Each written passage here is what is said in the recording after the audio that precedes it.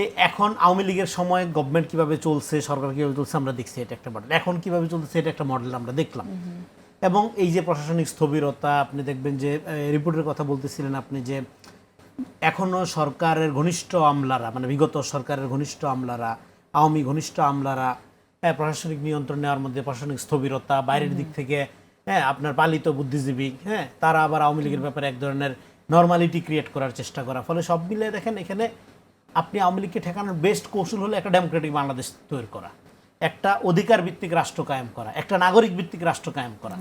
আপনি তাহলে এই যে ট্রাইবাল রাজনীতি, আমি এবং আমার পরিচিতদের নিয়ে দলবল মিলে দেশ চালাবো, লুটপাট করে খাবো, এই মডেল থেকে বের হওয়ার জন্য প্রথম যেটা দরকার, যে আলোচনাটা এখানে করতেছিলেন, আপনার রাজনৈতিক দলগুলোর ক্ষেত্রে বিএনপি, জামাত, এনসিপি যারাই রাজনীতি করবে তাদের ক্ষেত্রে যেটা দরকার, সবচেয়ে অনেস্ট লোকটা আসতে পারতেছে কিনা এই পথটা পরিষ্কার করা। আমাদের রাজনীতি প্রক্রিয়ার মধ্যে অসততার একটা প্রতিযোগিতা আছে।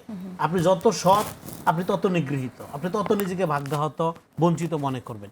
এই প্রক্রিয়াটা বন্ধ করা। ইসলামিক দলগুলো এক হয়ে যাচ্ছে, এবং ইসলামিক দলগুলো যদি এক হয়ে নির্বাচন করে এবং তাদের একরকম এইম, তাদের একরকম প্রতিশ্রুতি জনগণের কাছে, আবার ডেমোক্রেটিক ফোর্সের আরেক রকম প্রতিশ্রুতি, যেটা সংঘর্ষর, আপনি কি মনে হয় যে নতুন বাংলাদেশে কিরকম হবে? নতুন বাংলাদেশের জন্য প্রথম দরকার হলো এই কান্ট্রি উইদাউট আওয়ামী লীগ।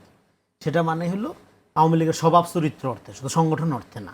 তো সেইটার ক্ষেত্রে ধরেন একটা জায়গা হলো, ধরেন আওয়ামী লীগকে ঠেকানো নিয়ে আগে বললে এটা, যে আপনি যতক্ষণ পর্যন্ত আওয়ামী লীগ নিয়ে আলাপ করবেন পুরোটা সময়ের অপচয়, এবং এটা দুর্ভাগ্য ছাড়া আর কিছু না। অভ্যুত্থানের পরে আপনি নতুন বাংলাদেশের সূচনা করবেন, নতুন জায়গায় যাবেন, আপনি সারাদিন এখন আওয়ামী লীগের মধ্যে আমাদের পইরা থাকতে হবে, তাহলে নতুন কাজ করবো কখন?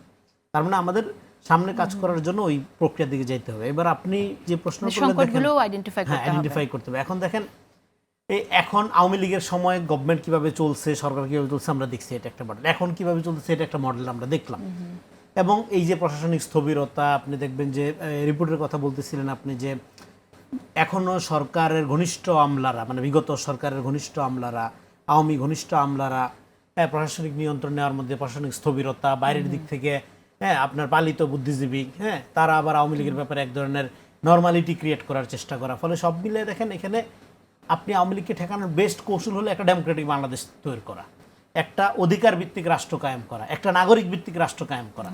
আপনি তাহলে এই যে ট্রাইবাল রাজনীতি, আমি এবং আমার পরিচিতদের নিয়ে দলবল মিলে দেশ চালাবো, লুটপাট করে খাবো, এই মডেল থেকে বের হওয়ার জন্য প্রথম যেটা দরকার, যে আলোচনাটা এখানে করতেছিলেন, আপনার রাজনৈতিক দলগুলোর ক্ষেত্রে বিএনপি, জামাত, এনসিপি যারাই রাজনীতি করবে তাদের ক্ষেত্রে যেটা দরকার, সবচেয়ে অনেস্ট লোকটা আসতে পারতেছে কিনা এই পথটা পরিষ্কার করা। আমাদের রাজনীতি প্রক্রিয়ার মধ্যে অসততার একটা প্রতিযোগিতা আছে।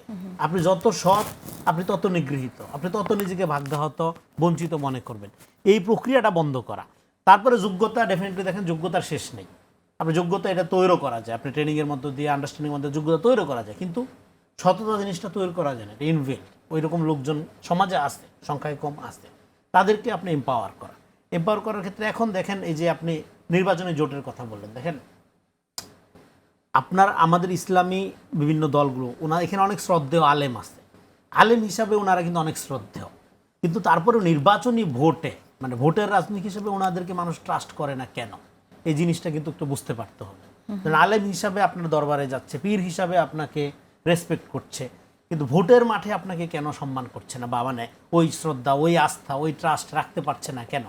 রাখতে পারছে না কারণ হলো আপনার এই যে রাজনৈতিক যে প্রক্রিয়ার ক্ষেত্রে ডে টু ডে লাইফের যে ইস্যু, জনগণ যেভাবে সার্ভিস পেতে চায়, যেভাবে একটা ফিলান্থ্রপিক জায়গা থেকে রাজনীতিকে দেখতে চায়, সেই জায়গায় কিন্তু এরাও আপনার খুব একটা সুবিধা করতে পারে না, বা জনগণের ওই চাহিদা বা আকাঙ্ক্ষা পূরণ করতে পারেনি।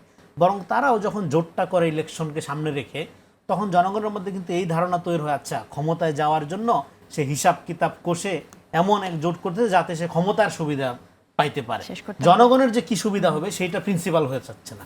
ফলে তার এই যে ক্যালকুলেশন, তার এই যে ম্যাথমেটিক্যাল হিসাব, তার এই যে গাণিতিক হিসাব, সেই গাণিতিক হিসাবে জনগণ যখন দেখে আমি তো শুরুতেই মাইনাস, প্লাস হইলো যে ক্ষমতা, সে কিভাবে ক্ষমতায় যাবে সেইভাবে সে ভোটের মাঠে সঙ্গী জোট এগুলো গুছাচ্ছে, তখন আসলে নতুন করে ওই দলের প্রতি, সেটা যতই ধরেন ভালো মানুষের দলই হোক না কেন, জনগণ ওই আস্থাটা রাখতে পারে না। ফলে সেক্ষেত্রে আমি মনে করি ভোটের মাঠকে পোলারাইজ করা, নিজেকে ক্ষমতায়িত করা, বা নিজের সংগঠনকে একটু 10টা সিট বেশি পাওয়ানোর সুবিধা করা, বা ক্ষমতা নেওয়ার চেষ্টা করার জন্য যে জোট টোট করা, এগুলোর চেয়ে জনগণের সাথে ট্রাস্টের সম্পর্ক বিল্ড আপ করা, জনগণ যাতে তাকে ক্ষমতায়িত করার ক্ষেত্রে কনফিডেন্ট থাকে, সেটা তো তাদের মতো করে তারা করছে, আমরা দেখছি সেটা হয়তো সেটা সেটাতে করার আপনি লক্ষণ, আমরা সেটা করার আপনি লক্ষণ agree না আমি করলেও অন্তত সেটা এই যে 7 দফা 8 দফা যে সমস্ত সমাবেশ টমাবেশ হলো এগুলো তো আমি কোথাও দেখি নাই দেখেন যে না, জনগণের জন্য আমাদের এই প্রস্তাবনা, স্বাস্থ্য খাতে আমি এই করব, শিক্ষা খাতে আমার এই প্রস্তাবনা, এগুলোর চেয়ে বরং দেখেছি আমি এই চাই সেই চাই, এই দফা এই দাবি।